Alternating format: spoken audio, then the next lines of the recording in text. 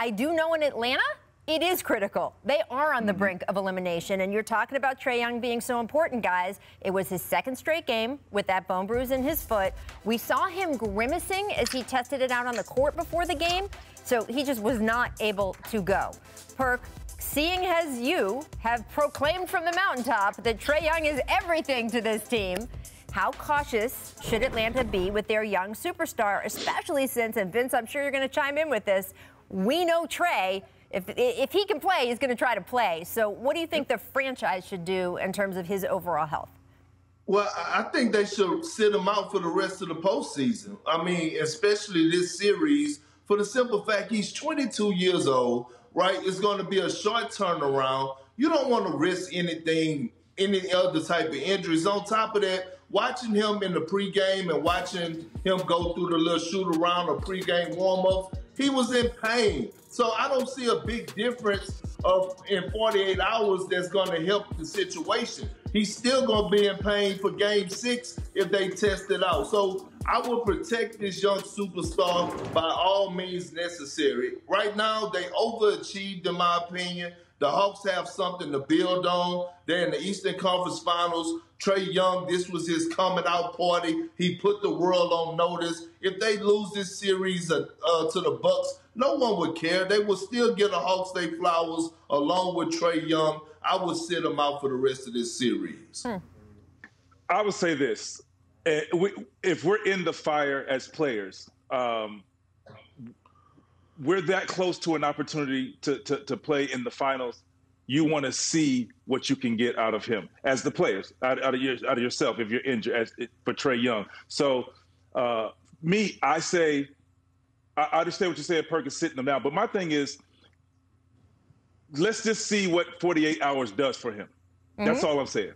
And then from there, they evaluate him, and then you save that player from himself. We've talked about that. I've heard you all say it before. Sometimes we need the organization to step in and save us as players from ourselves because, yeah, by any means, Anthony Davis, he wanted to go play. KD, a couple of years ago in the finals, in the finals, wanted to go play and hurt himself. So, sometimes we need it. But you go out there, you see where you are, and they have to make the tough decision for him sometimes. Like, hey, Trae, we see you grimacing a little too much. We need to sit you out and see what Game 6 brings us, and hopefully Game 7 we try it again. But his energy, what Trae brings to the table, is important. I say to him, Trae, you do everything you need to do up until game day. Get your butt in the gym early. Go out there, test it out early, behind the scenes. Right. Not in front of the cameras, behind the scenes. Get your work in. If it's not, go back, get some treatment, then come back out in your shooting time, and you go from there, and the decision should be made then.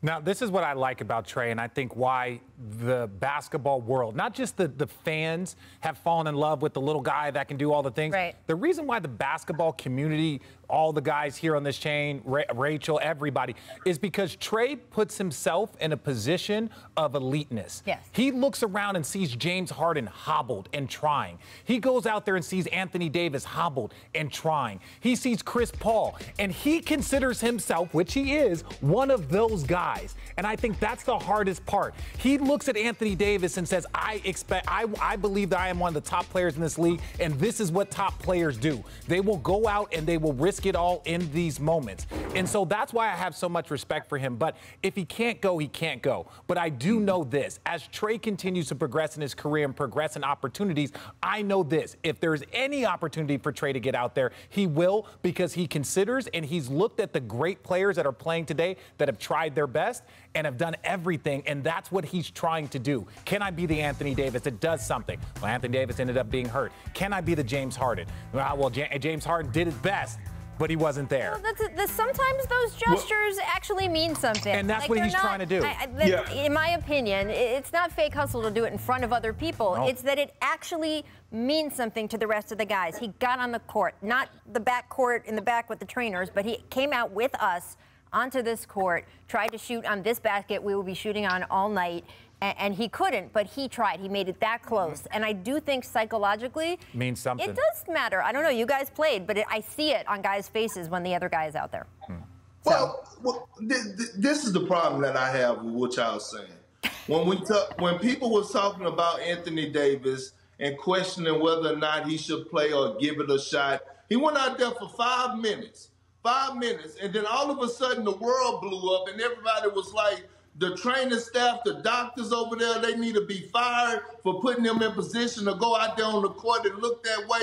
The same with James Harden, in my opinion. James Harden had no reason to be out there on the floor. He was not even 50%. The man couldn't even finish in transition when he had wide open breaks he had to pull up because his hamstring wouldn't let him. All I'm saying is Trae Young going out there for five minutes and he's hobbling. What is that proving to the? What is that proving to anybody? We didn't say you should go play. We agree. We were only talking about warming up. And do you do it in the back or do you do it in front of people? Yeah. Like, do you, quote, try to go in front of people or alone? And that sometimes doing it in front of people, just the act of sitting there in your full warm-ups, not in a game, but trying to sort of see your movements in front of people. Somebody took I'll say this. These guys know if that player is actually working out and preparing themselves. You know, for me, sometimes I feel like it doesn't. It can be behind the scenes. It doesn't have to be on that court because sometimes you want to keep everybody out of what's going on. But the effort and the attempt, and if it's not there, it's not there, Perk. And that's where we go into belief